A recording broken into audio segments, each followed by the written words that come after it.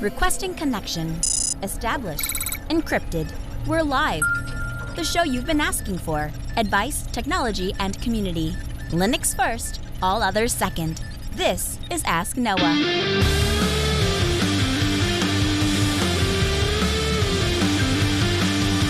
Live from Multispeed Technologies, the Ask Noah Show starts right now. This is the show where we came to do all the things on Linux they said couldn't be done and take your questions on how to do the same.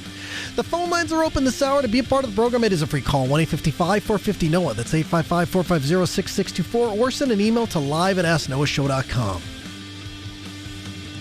My name is Noah Chalaya. I am your host. Delighted to be here with you as another episode of the Ask Noah Show kicks off this hour. Joining me, my co-host, Mr. Steve Ovens. Welcome in, sir. Good evening, Noah. How's it going tonight? I fixed our playbook this week, Steve. Your playbook. You need to say more. Yeah. So, a long, long time ago, in a galaxy far away, my kids wanted to play Minecraft Now Luanti.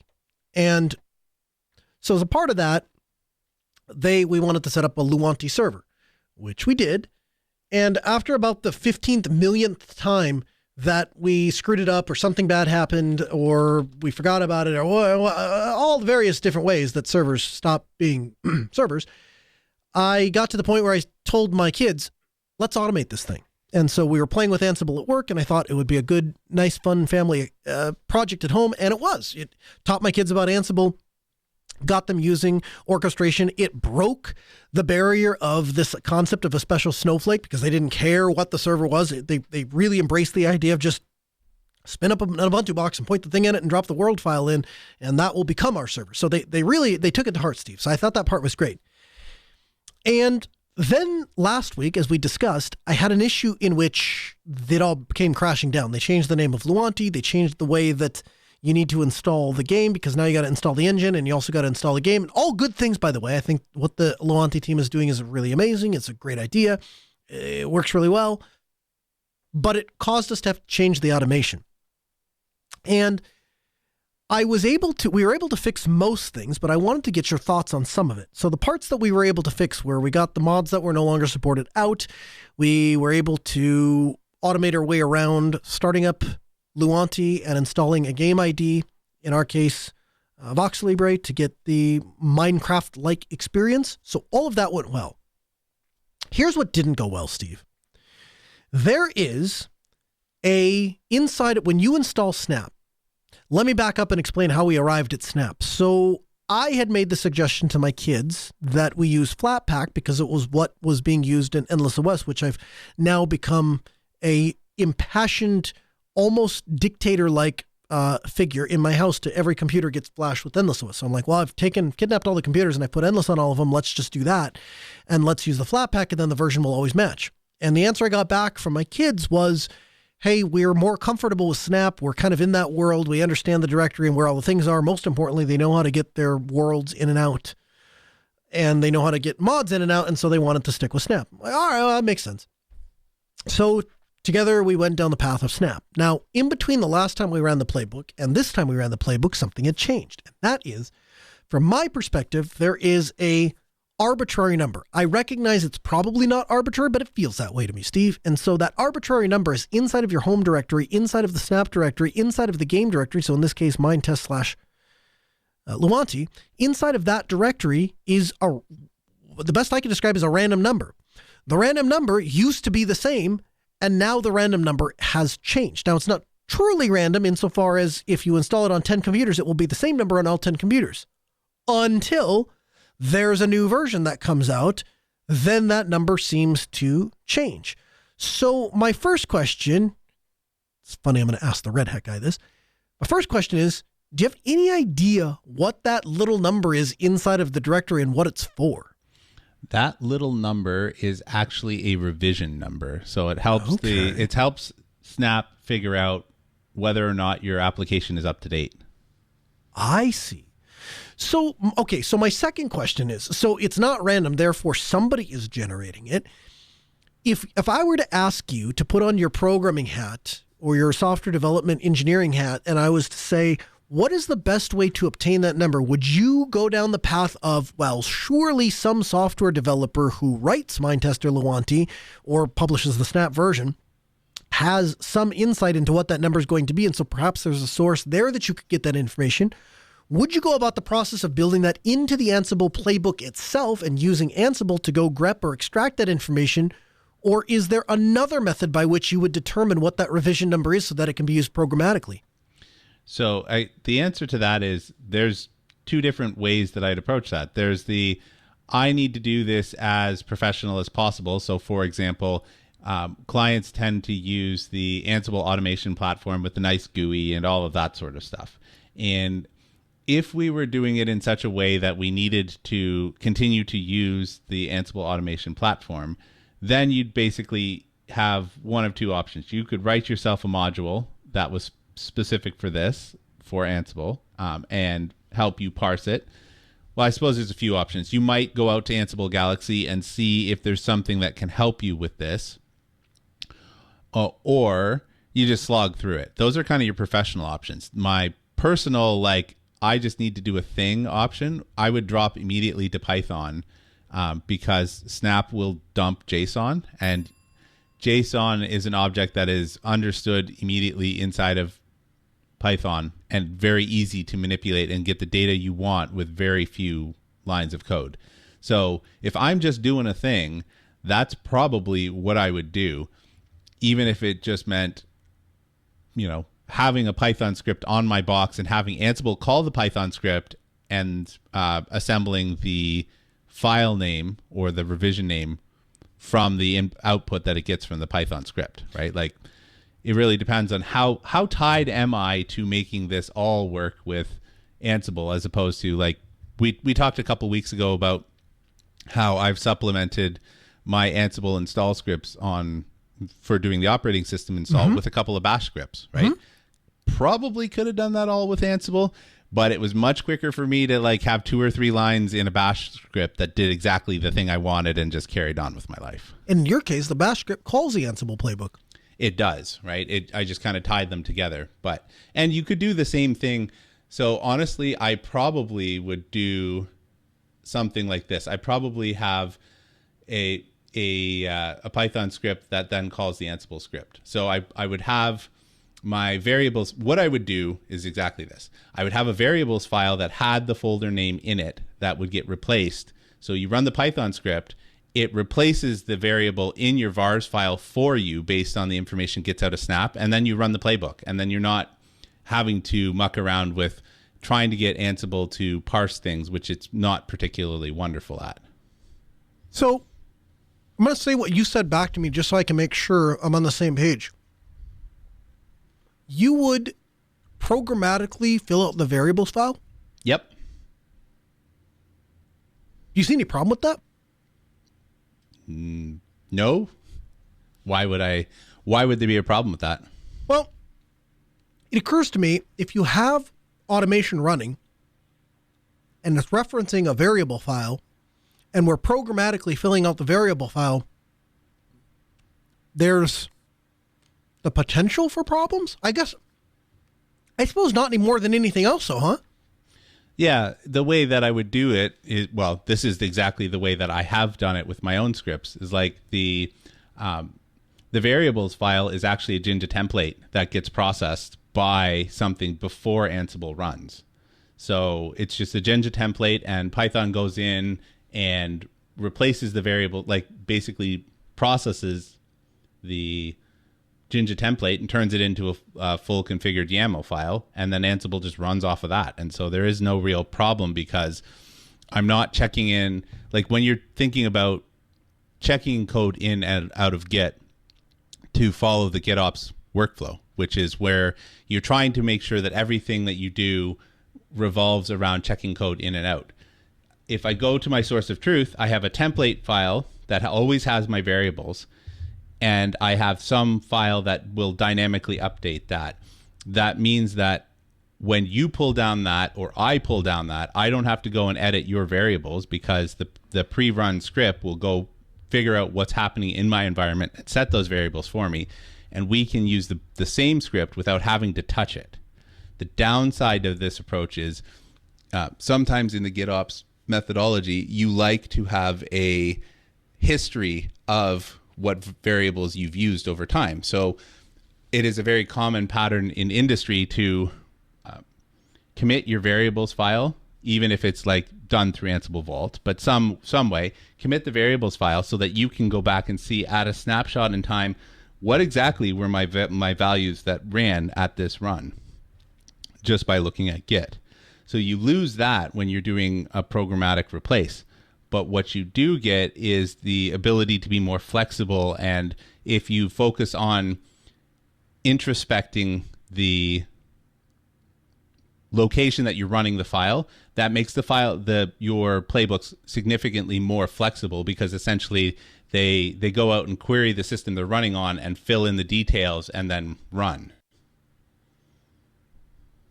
If you were trying to think about how to phrase this. So in that case, in what you're describing, it's almost like you have one program or one application that its job is to generate the variables file. Then you have another program, another application that's actually running a series of actions based off of the variables file. Is that an accurate description? Yep. So I hear people screaming at the microphone that you can do this with Ansible, which I have done that too. And what I mean by that is you can use Ansible to generate its own variables file by filling in, like basically having it process the Jinja template. If you can go that route, that is a good route to go. However, in this case, the challenge we're trying to solve is Ansible's not particularly wonderful at doing parsing. You can get it to do that, but the trade-off here is how much effort am I going to put in to try and make it do a thing it doesn't do super well, as opposed to using something that does do the parsing particularly well. Very cool. If you have thoughts and or feedback, how do you handle this stuff at your house? Is this way over your head? Is this way over your kid's head? Is this way over what you would do? I mean, I get that my idea of a family fun time is a bit different from other people. I'm not much of a card player. I'm not much of a board game player. So I don't engage in a lot of those things. So I get that this is a bit kind of out in left field, but I'm interested in how you would solve this problem. I like the idea of incorporating Python for a couple of reasons. One is I have no particular desire, nor do I see a particular benefit in having Ansible do all of the things. B, I actually think on the whole, in the same way that I would tell you that I think NixOS is very domain-specific knowledge, I would tell you that Ansible in some ways, less so than NixOS, but in some ways is very domain-specific because you're doing one thing. Although, being that Ansible really, its only requirement is SSH, right? If it can SSH into a thing, it can execute things. Obviously wider, but Python is wider yet. And so I actually really like the idea, Steve, of leveraging Python to go grab the information. I also additionally like the idea that the way that you set up your script, and the thing that I really appreciated about it is mine has always required you to know Ansible. You got to install Ansible. You have to know how to run a playbook. You have to know how to, ask for the pseudo password so that it can do the elevation, all that. You got to know all that. In your case, you don't really have to. You just run the script and it will do all of that for you. And so I think you are able to incorporate a bit more of a white glove approach than I was. And it sounds like this is just kind of the next iteration in that. It's just an approach, right? Like, I'm sure that if any of my colleagues at Red Hat, especially the ones that do Ansible full time, are listening to this, they're probably cringing. But, this is the practical approach, I suppose. Our first email tonight comes in from Charlie. Charlie writes in and says, "G'day, everyone. The end of the year is coming up, and often people will return to home with multiple computers wanting to play video games together. Steam LAN transfers seems to be hard-coded to a limit of 11 megabits per second, 10100. No matter if you have a single, 2.5 gig, or 10 gigabit connection. Has anyone managed to hack, mod, or change the hard-coded restrictions to allow proper full speed of stream LAN transfers mode?" So I got to tell you, Steve, back in September, one of my kids had a LAN party at our house. And as a part of that, we invited a bunch of people over. And as a part of that, we set up a bunch of desktops. And as a part of that, we installed a bunch of Steam games. And I have to tell you that the first one, we spent literally I think the 2 nights prior setting up the first one, but the rest of them all did Steam peering and installed within a matter of, as I recall, 2 or 3 hours. So I don't know that granted now I've not looked. So, I guess there's that. I'm not sure I've ever experienced a Steam LAN limit of 11 megabits a second. Have you? I couldn't put my finger on that either, to be honest with you. I've watched as we reinstalled one of our Steam Decks and one of the laptops and my desktop, which, as we know, I've been beating very mercilessly over the last several weeks. It definitely is going faster than my internet connection, but I don't know if that's a combination of I'll pull some stuff from the internet and some stuff from a local LAN. I've never actually checked to see which one is pulling from where. Mm-hmm. Interesting. So, I guess here a couple of things. So one, the first thing I would do is I would look inside of Steam to see if there's any sort of limit. I know one of the things is there is an option that, I forget exactly how the vernacular that they phrase it, but it's something along the lines of allow other clients to connect and do peering from my computer, allow only my friends who I'm friends with on Steam to connect to my computer and do peering, or don't allow peering. So I would check there and see if there's some sort of limit. The other thing I might look at, see if you've got anything in the way of operating system limits or router limits or switch limits. Is there anything on your network that might be causing that speed to drop? Bad cable, in effect. So all that to say, can you get 2.4 gigs or 10 gigs with something else and it just doesn't happen on Steam? So that'd be one of the things to look at. And then past that, are there any other bottlenecks in the system?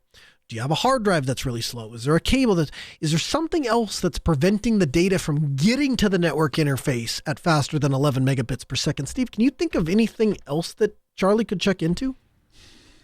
I kind of did a cursory check, and I've seen other people reporting slow and low speeds, and it's been all over the map in terms of whether they've had a solution or what the problem could be. Honestly, it's too hard to guess. Other than the stuff that you've said, like you normally start with the physical and work your way in, and after that, once it hits the software layer, is like, well, I don't know.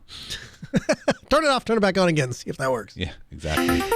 Our second email comes in from John. John writes in and says, "Hi, Noah and Steve. I want to do a personal project inside of my house where I can use cheap phones hooked up to a home network and enable the phone lines inside the house to dial each other like an extension. I don't have any need for the phones to be able to call outside the house at the moment. This is a side project to give my kids a fun thing to play with.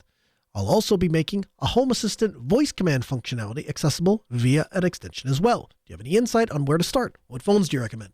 This is a fun one, Steve. I'm really excited about this. Before I answer this question, I want to get an update on you. I know you had played, you very cursory kind of dipped your toes, probably the most accurate way, to playing with IP-based phones or IP-based phone systems. Did it ever go anywhere? Did you ever get anywhere with it? Were you happy with it, or did you bail?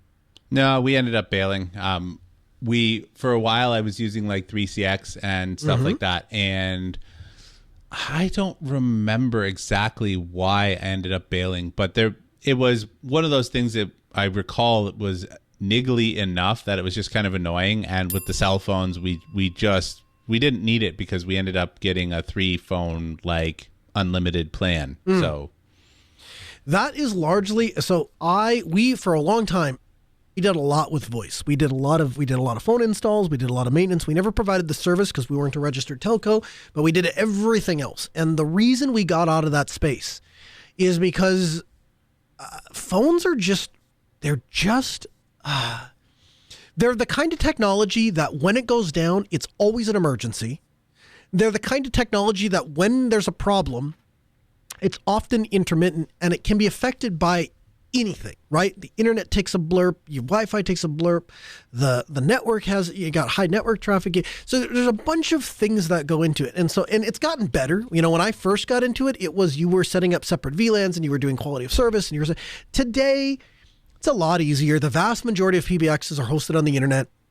And so the extensions are really just calling out to the internet, and that means that all the trunking and port forwarding and all that stuff is kind of out the window. If you're using 3CX, it's using a tunnel or an SBC, as they call it, to get from the phone extension back to the phone server. And so it makes it much easier, and it's easier to troubleshoot. It's easier to deploy. To do that, though, you would have to trade a lot of open source free software principles in order to get there, because all of the really good, robust technology doesn't work, or well, I shouldn't say doesn't work, but is most prevalent in proprietary stuff. So for all of those reasons, I have moved aside. And the other part of it is there's other people with open source hearts that are doing this way better than I ever could. And so Mike Jennings and the team at Voxtelesys, they will do everything from sell you a phone to sell you the phone service to host the phone system for you on their completely open source and Linux-based server system that they run out of Fargo, North Dakota and in Wyoming. Or Provo, Utah, excuse me. So because they are doing such a great job, and I would tell you that Mike and the team at Voxtelesys has an equivalent customer service to what we can provide. There's just no reason for us to be in that space. And so I've largely people ask me about voice. I say, call Voxtelesys. Those guys will set you up. This is interesting to me. John's questioning is interesting to me, though, because we're not talking about the internet. What we're talking about is doing something at home as kind of a fun thing. And here's what I would tell you there. So if you're let's start with a phone server. Phone server, I would tell you to start and stop with FreePBX. FreePBX is a distro. It is I believe it's a Red Hat based distro, CentOS Stream kind of a thing. And you go to freepbx.org and click on the download link, and it'll download an ISO. Take that ISO, plug it into any computer of your choice. The server that sits in my home running FreePBX right now is a super micro. I call it a pizza box server. If I say that, Steve, does that mean anything to you? It does to me, because I'm familiar with racking and stacking machines. So it's basically a 1U. Yes, right. So it's super micro makes these little Atom-based 1U servers, and they sell for as little as $100 on eBay. In fact, there was a seller by the name of Unix Surplus, Mr. Rackables, and he would sell those 1U Atom pizza, what I call pizza box servers, because they look like a pizza box, for $99. And so you could buy a $99 server. And so I absolutely bought one of those, and I loaded it up with FreePBX in 2015, back when we moved into our house, and I haven't looked back since. I love it. I love everything about it. So I would encourage you to download FreePBX. As far as getting it up and running, it's literally a function of running through the installer, and when you're done, you're going to have a FreePBX instance. If you're not calling outside and you're not taking calls coming from outside inside, that's really all you have to do is install FreePBX, and now you have a working phone system. If you wanted to tie it to outside, you'd have to also sign up for a trunk provider. For that, I would reach out to the folks at Voxtelesys. But if you're not calling outside, you don't even have to worry about that part. So download FreePBX, install it on a computer. You could run it on a VM. You could run it on an old desktop. I had one running for a while. I had a client that had a doorbell, and they were using different phones that weren't compatible with a traditional IP SIP system, and so they said, well, we want the ability for the phone to ring. So much like John, I needed a very inexpensive phone, and I needed FreePBX, and so I took literally an old Pentium 4, a Lenovo ThinkCenter, and installed FreePBX on it, and from there I went on eBay and I ordered a couple of inexpensive phones. And in the inexpensive phone world, you've got a couple of choices. My favorite inexpensive phone is the Grandstream. Grandstream sells the GRP 2612W for $59. It's a 4-line phone, color screen. I'm going to put a link in the Geek Lab, which you can find at #geeklab:/linuxdelta.com. But it's a really great phone, and it's cheap. The thing that I like about Grandstream in particular is they're made in the U.S. And so, well, not made in the U.S., but the company's based in the U.S. And so they make, I think, a quality product for a low price point. If you're trying to get the absolute cheapest thing possible, I would look at something like Yealink or Fanvil. Fanvil is I would say a higher end manufacturer, but a higher end Chinese manufacturer. So there's still price point is still going to be between that like $60 and $200. But I think the build quality exceeds what you pay for. Additionally, they have both the Grandstream and Fanvil make a cordless phone. That could be kind of fun to incorporate into the home. If you want to really get into being budget friendly, the next thing I would encourage you to look at is go on eBay and look for SIP phones on eBay. Asterisk Free PBX is going to work with any SIP-based phone. And one of the nice things is one of my favorite phone series ever is the Cisco SPA series. So the Cisco SPA, and then there's a bunch of different models within there. They are some of the easiest phones to program by way of a web UI.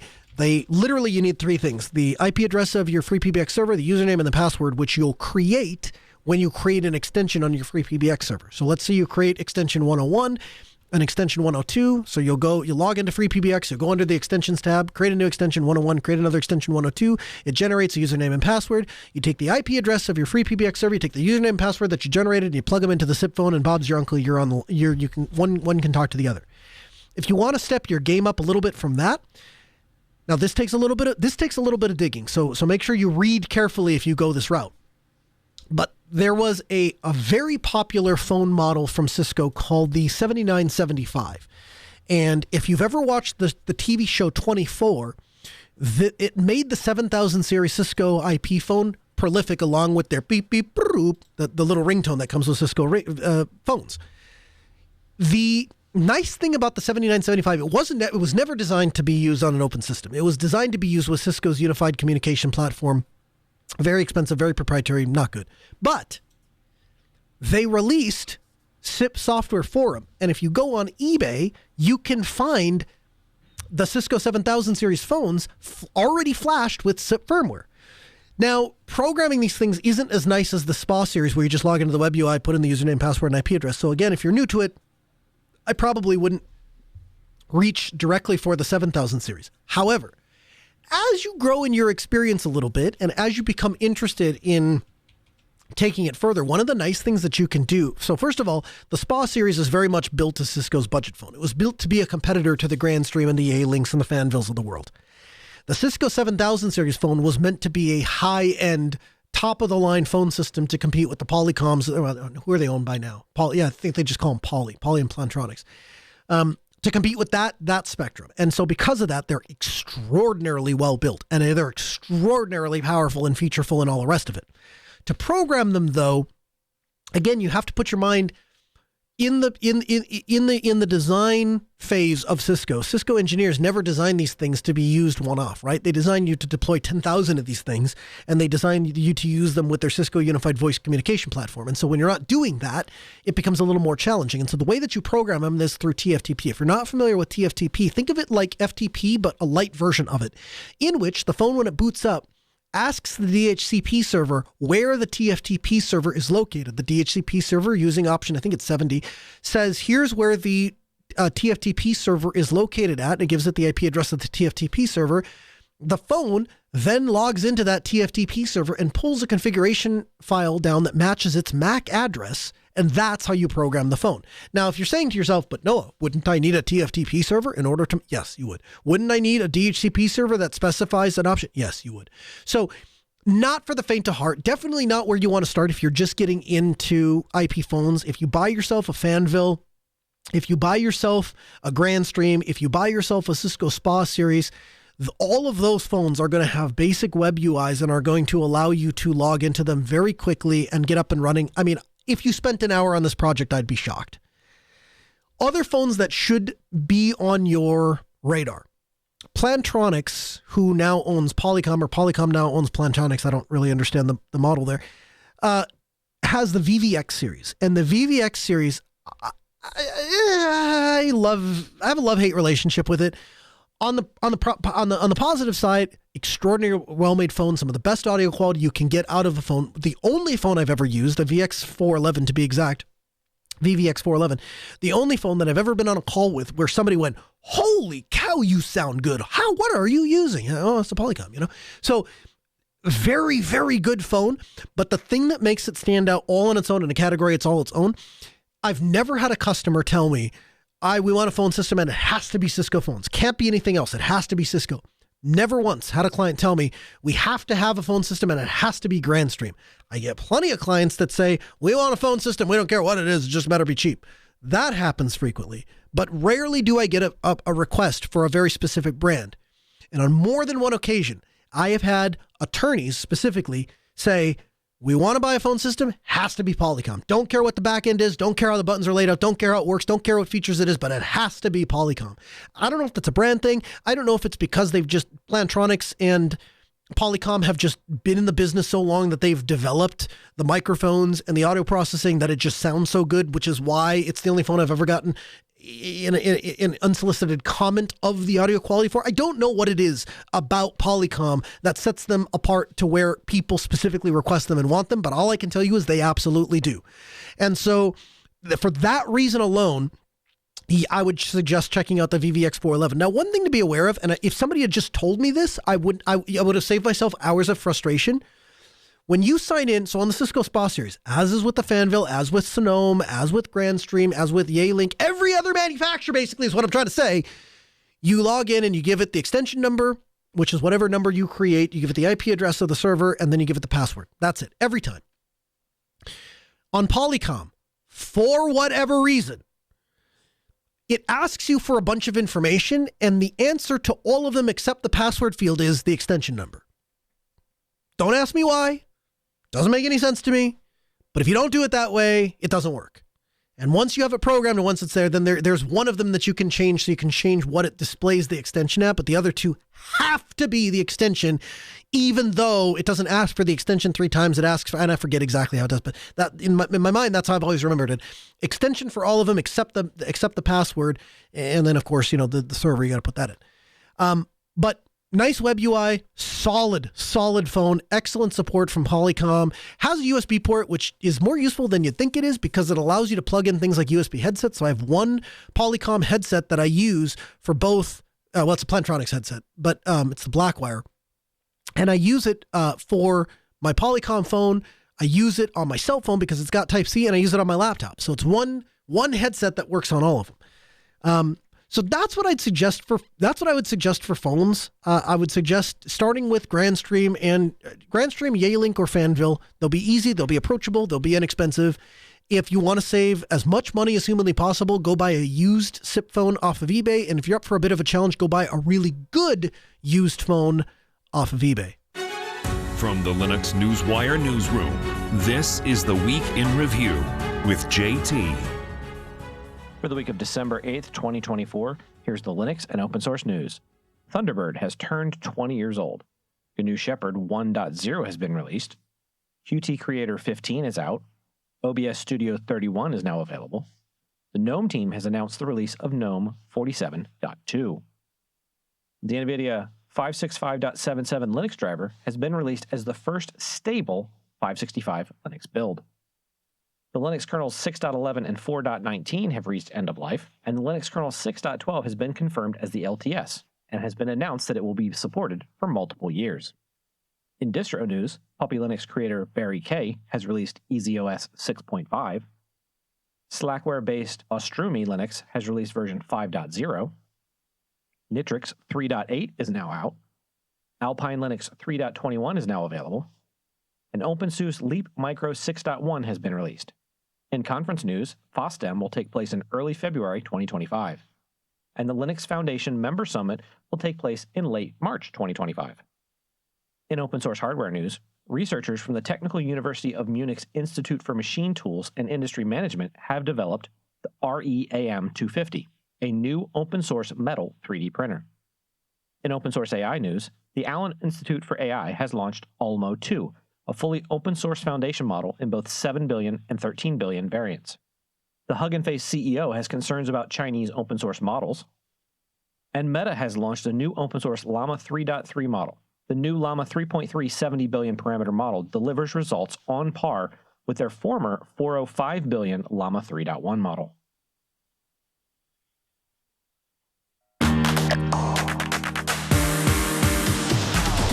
As Chinese hackers potentially lurk in U.S. networks, the FBI is advising the public to adopt encryption, the same technology that the agency has long since demonized. This has been a crazy week for security stuff.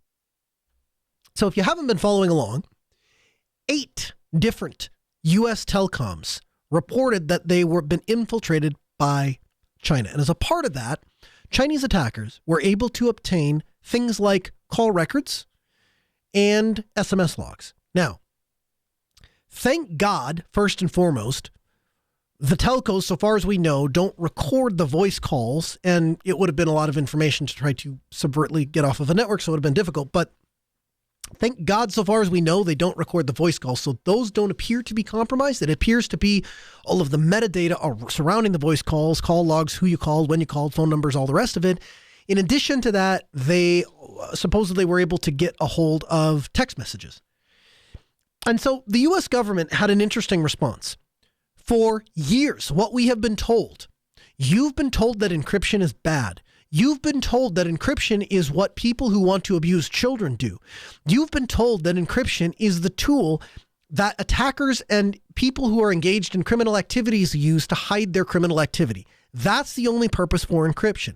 And as an answer to that, the U.S. and many other governments have repeatedly called for backdoors into encryption so that when there's a warrant, they can execute the warrant. And the logic goes something like this.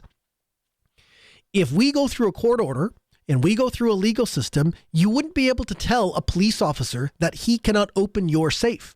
You have the choice to either relinquish the combination to the safe and open it so that they can see the contents inside, execute the search warrant and verify that there's nothing illegal inside of the safe, or you can stand aside while the police officer hires some company or some safe expert to break the safe open. The problem, the brick wall that law enforcement ran into with encryption is, unfortunately, this time around, whereas safe manufacturers will literally publish drill patterns, right? So if you've got, 9 bolts on a safe that lock it shut, they'll publish a drill pattern that will tell you where all the bolts are on the front. So you take the drill pattern, you put it across the front of the safe, and it tells you where you can drill your holes to intersect the bolts so that you can drill them out and pop the safe open. There is no such blueprint for encryption. There is no such thing as, here's how to open the box if you really need to get into the box. If it's encrypted, you're hosed unless you have the original key. And this has posed a huge problem for law enforcement trying to track people down. Now, I say that, and at the same time, I feel it necessary because it's the first thing that crosses my mind every time I see one of these cases come up. While it is true that there is no easy way to circumvent encryption, I would be quick to point out that it has not stopped governments from doing so. They may not have an official backdoor in, but they have found ways to get into things like the San Bernardino shooter's iPhone.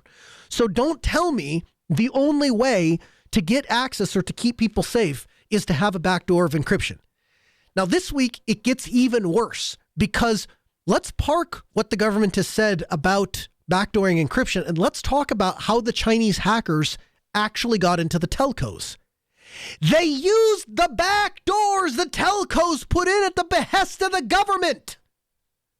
The very same back doors that the government said telcos had to have so that the government would have the ability to execute lawful and legal search warrant, to include FISA warrants, which, of course, are very legal. They had to put those in for the safety and security of Americans. And then China is able to get in, compromise the system, and walk out with a treasure trove full of American data. Only government could have this kind of answer.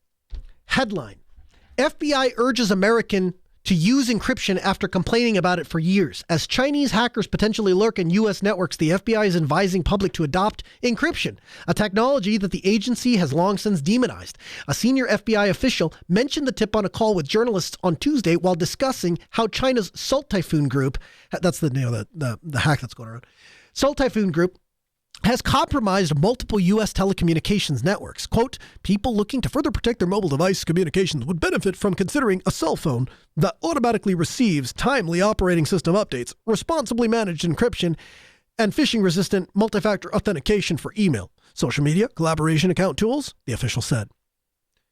I'm glad he listens to Ask Noah. We've been saying that for 10 years. Yeah, not quite, but you get the idea. It's rich, Steve, that this is the answer from the federal. The answer from we need a backdoor, encryption is bad, only bad people use encryption. Hey, you know what the answer to China getting all of the stuff for the backdoors that we put in? It's encryption. I think they mean encryption with a backdoor or without a backdoor. I'm confused. Yeah, well, I guess it's one of those things that human nature just in general, not to come to the defense of government, but we always backtrack. Honestly, there are very few people throughout history that hold the line, even in the face of insurmountable evidence to the contrary. And there's a few. There's always a few. You know what? You know what I think that is? Why? I think at a very deep human level, to say out loud, I'm responsible, right? To say I'm responsible. I told people not to use encryption. I told people it was bad. I demonized it so people didn't do it. To say that I'm responsible might mean I have to say I am irresponsible, and I can't do that. I wouldn't want to say I'm irresponsible. I definitely don't want to admit that to myself. So I pivot, or I backtrack, or I thought it was a good idea, now I don't because I've enlightened my view, or whatever it is. But I think that's what it comes down to, is I don't want to acknowledge fault. I don't want to accept blame. Maybe. I think there's a stronger element of embarrassment.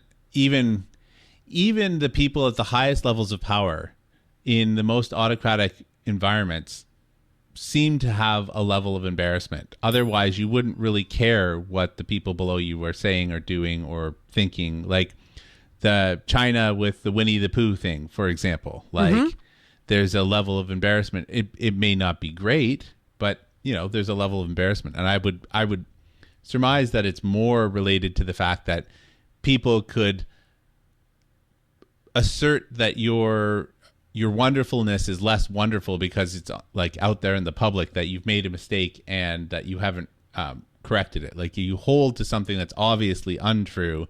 You're just, history's just not going to be kind to you.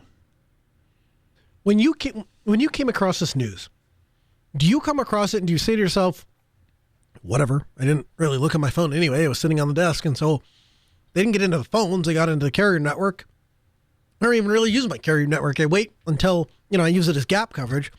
And was that kind of your approach? Or was your approach, see, this is why I don't put banking on, you've said it 1,000 times on the program. You don't do banking on mobile because you don't trust it. You treat it as a compromised platform to begin with. So this week, the rest of the world just caught up to Steve. Well, I'm not sure about that, but yeah, unfortunately, there are things that tie me to the phone. Like, for example, today, my client requires me, in order to access things, requires me to use Microsoft Authenticator, specifically Microsoft Authenticator, because it sends you a push notification when you're trying to log in something saying, hey, is this you? Like, I can't install that on my desktop. I can't even install that on the Windows machine that they give me. It has to be on the phone because that's the way that their organization works. But that's the way our society is going, my friend. It could very well be. So, I mean, using the phone in my role is inescapable at some point. However, I can do what I can to limit the blast radius. Why did I bring that up? Because there are still sensitive things on my phone, even when I don't want to use it. Like my authenticator apps, I would consider those quite sensitive. Like you get access to that, and that's half of your 2FA battle right there. So yeah, there still are sensitive things. There's no financial data on here. But that doesn't mean there aren't other things that you could do that would be seriously inconvenient for me. So one of the things I appreciate about, in fact, I have to think about this before I really committed to this, but I think it might be the thing I appreciate about you most.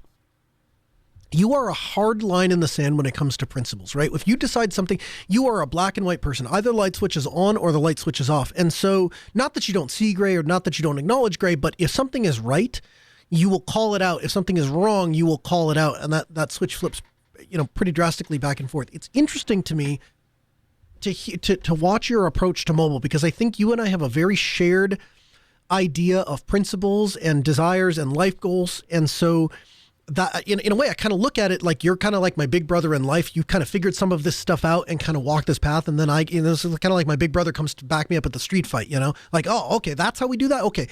But what's interesting is when I hear you talk about work, you acknowledge what is obviously true. There is a certain level of you're expected to do a job. Your company gives you resources to do that job, and you are to use the tools with the given resources to do that job, whether you like them or not.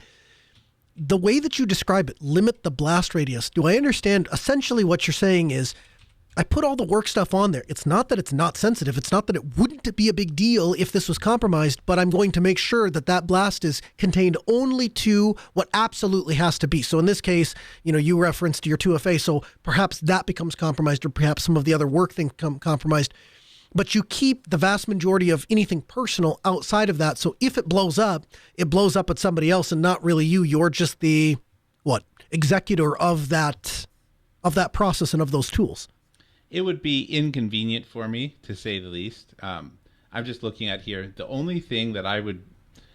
Yeah, so it would be inconvenient. If somebody broke into my phone and I have the phone assist, like the Home Assistant app, that would be inconvenient. I have backups. I have backups all over the place for Home Assistant. So you could trash it, and that would be really inconvenient. It would take me a day or two to recover. Like, same thing with Nextcloud. I have the Nextcloud sync on here for the calendars. We've kind of talked about that in the past. So there's an attack vector there. You could get into Nextcloud and do bad things if you wanted to.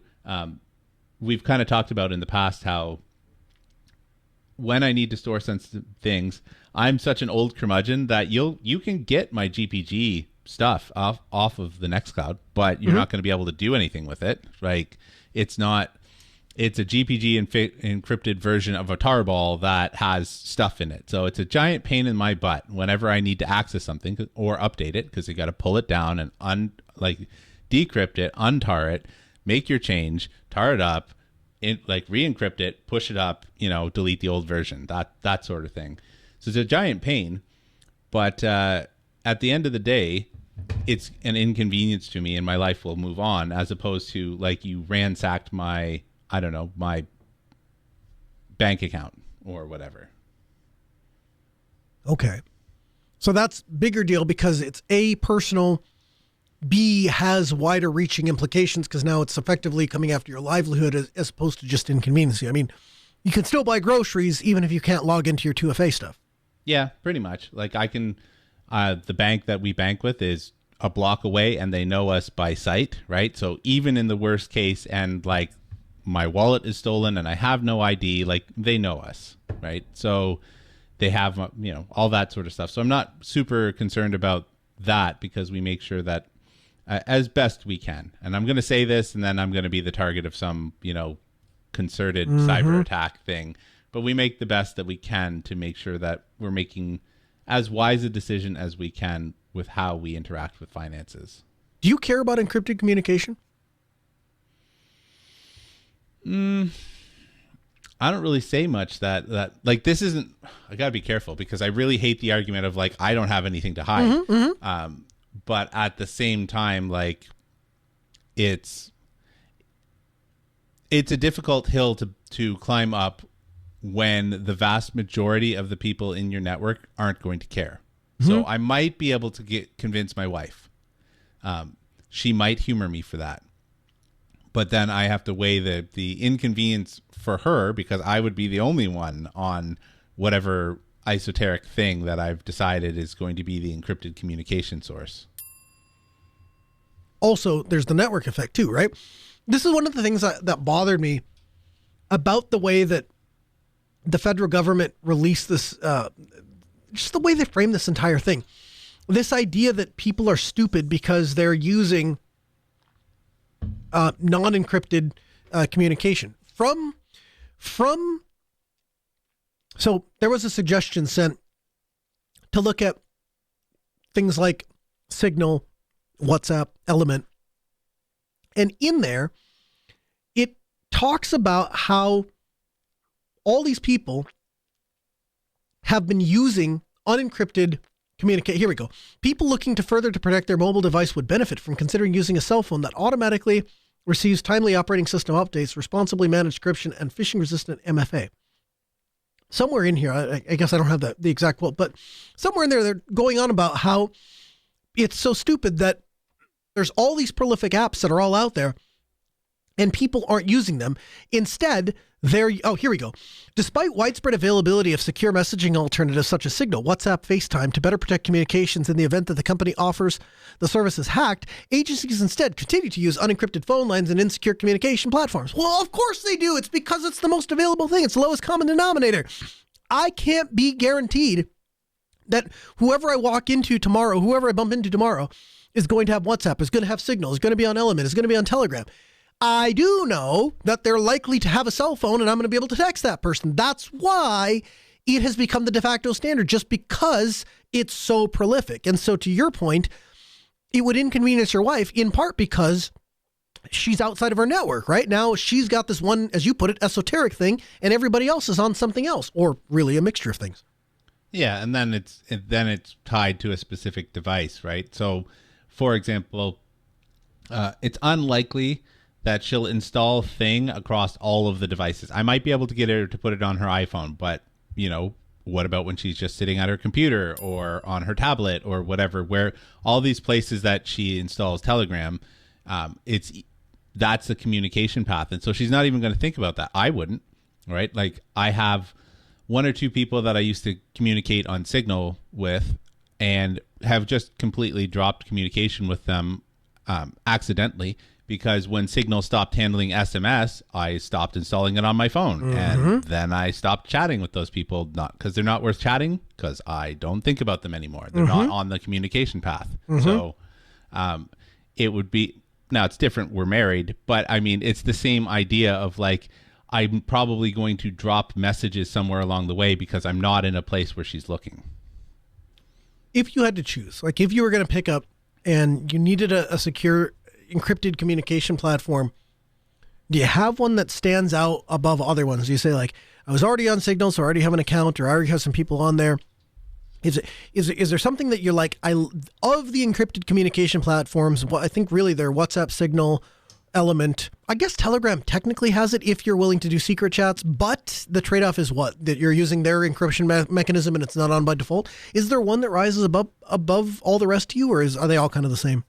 No, I think I haven't really looked that deeply into it. Honestly, if we were going to do it, I'd probably fall back to Telegram secret chats again because of the network effect. Oh, and you're already there. You just effectively turn the feature on, is what you're saying. Pretty much. Very interesting stuff. We'll continue to watch it as it progresses and give you information. By the way, should anybody come across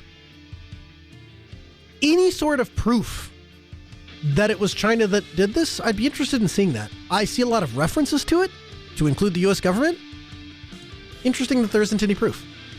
We record the show on Tuesday, 6 p.m. Central. AskNoahShow.com. See you next week.